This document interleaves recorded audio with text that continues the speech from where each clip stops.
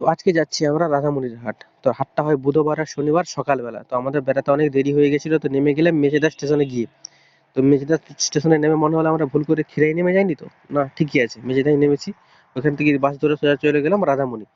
দেখো রাধামণি দু সাইডে প্রচুর দোকান।